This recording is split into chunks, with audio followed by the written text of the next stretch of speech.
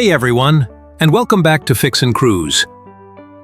So, you're driving along, and suddenly, this dreaded light pops up on your dash. You grab your scanner, plug it in, and it gives you this, code P0141. It sounds complicated, but don't worry. This is one of the more common codes, and today we're going to demystify it.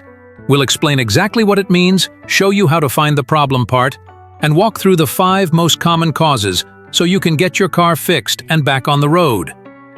Before we get started, don't forget to hit that like button, subscribe, and turn on the notification bell so you never miss out on more car maintenance tips. Now, let's jump right in. What is a P0141 code, and why does it matter? Alright, let's break down the code. P0141 points to a problem with the heater circuit of your oxygen sensor, specifically on bank 1, sensor 2. So, why does an oxygen sensor even need a heater? Well, these sensors only work accurately when they're very hot. We're talking around 600 degrees Fahrenheit or 315 Celsius. When you start your car on a cold morning, your exhaust isn't hot enough yet. The internal heater brings the sensor up to its operating temperature very quickly. This allows your car's computer, or ECM, to get accurate readings right away, which helps it adjust the fuel mixture and reduce harmful emissions during that critical warm-up period. It also keeps the sensor hot when you're idling for a long time. The P0141 code gets triggered when your car's computer commands that heater to turn on, but it doesn't see the expected electrical response. It basically says, hey, I sent power to the heater, but something's wrong, it's not working. And that's when it turns on your check engine light. Now for the most confusing part for many people, finding bank 1 sensor 2. Let's make it simple. Bank 1 always refers to the side of the engine that contains cylinder number 1. On an inline engine, like a 4-cylinder, there's only one bank, so that's bank 1. On a V-style engine, like a V6 or V8, you need to identify which side has cylinder 1. This is often the bank that's closer to the front of the vehicle, but always check your specific vehicle's repair manual to be sure.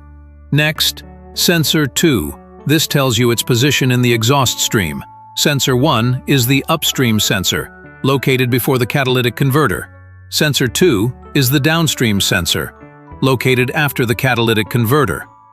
So, to find our problem part, you'll get under your car, locate the exhaust pipe for bank 1, find the catalytic converter, and look for the oxygen sensor located immediately after it. That's your target. Okay, you've found the sensor. Now let's figure out what's wrong. We'll go in order from most common to least common. Number 1. A faulty oxygen sensor. By far, the most common culprit is the oxygen sensor itself. The tiny heating element inside is a lot like the filament in an old light bulb. Over thousands of heating and cooling cycles, it can simply burn out and break. When this happens, the circuit is open, and the computer immediately detects the fault. If you have a multimeter, you can test this. Unplug the sensor and measure the resistance between the 2 heater circuit pins. A good heater will typically read a low resistance, maybe between 2 and 30 ohms. If you get an OLL or infinite reading, the heater is toast, and you need a new sensor. Number 2. Damaged wiring or harness. The second most common cause is damaged wiring. The harness for the downstream O2 sensor runs in a very harsh environment. It's exposed to heat, water, road salt, and debris. Look for any obvious signs of damage. Follow the wire from the sensor's connector back towards the engine. Has it been rubbing against the exhaust and melted? Is it frayed or completely broken? Sometimes road debris can fly up and tear the wires. A careful visual inspection can often reveal the problem right away. Number 3. A corroded or damaged connector. Next up is the electrical connector itself. Over time, moisture can get inside, causing the metal pins to rust or corrode. This corrosion acts as an insulator, preventing a solid electrical connection for the heater circuit. Unplug the connector and inspect both sides carefully. Look for any bent pins, signs of melting, or that telltale green or white crust of corrosion. If it's just minor corrosion, you might be able to clean it with some electrical contact cleaner and a small brush. If it's badly damaged, you may need to replace the connector pigtail. Number 4. A blown fuse. The O2 sensor heater circuit is protected by a fuse. If there's a short in the wiring, for example, if a bare wire touches the metal exhaust pipe, it can cause the fuse to blow to protect the car's computer. A short inside the sensor itself can also do this. Check your owner's manual or the diagram on the fuse box lid to locate the fuse for the O2 sensors.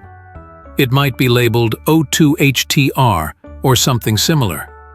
Pull it out and inspect it. If the little metal strip inside is broken, the fuse is blown. But here's a critical tip. A blown fuse is often a symptom, not the root cause. If you replace the fuse and it blows again immediately, you have a short circuit somewhere in the wiring or in the sensor itself that you need to find. Number 5. A faulty ECM, the last resort. Finally, we have the least likely cause. A problem with the engine control module, or ECM. The ECM contains a small electronic component called a driver that's responsible for sending power to the O2 sensor's heater. In very rare cases, this driver can fail. This is the absolute last thing you should suspect. You should only consider this after you have definitively ruled out everything else. The sensor is new, the wiring is perfect, the connector is clean, and the fuse is good. Diagnosing a faulty ECM often requires professional-grade scan tools. So if you suspect this is your issue, it might be time to consult a trusted mechanic. So to recap, if you have a P0141 code, start your diagnosis with the most likely culprits first. Check the sensor itself. Then thoroughly inspect the wiring and connector. And finally, check the fuse. Only after ruling all of those out should you even begin to think about the ECM. I hope this guide helped you understand and diagnose your P0141 code. Fixing it yourself can be a really satisfying job and save you a good bit of money. If this video was helpful, do us a favor and hit that like button. It really helps the channel out. Have you battled this code before? Let us know what the fix was in your car down in the comments. It might help someone else out. And of course, for more straightforward DIY repair guides, make sure to subscribe to Fix and Cruise. Thanks for watching, and we'll see you on the next one.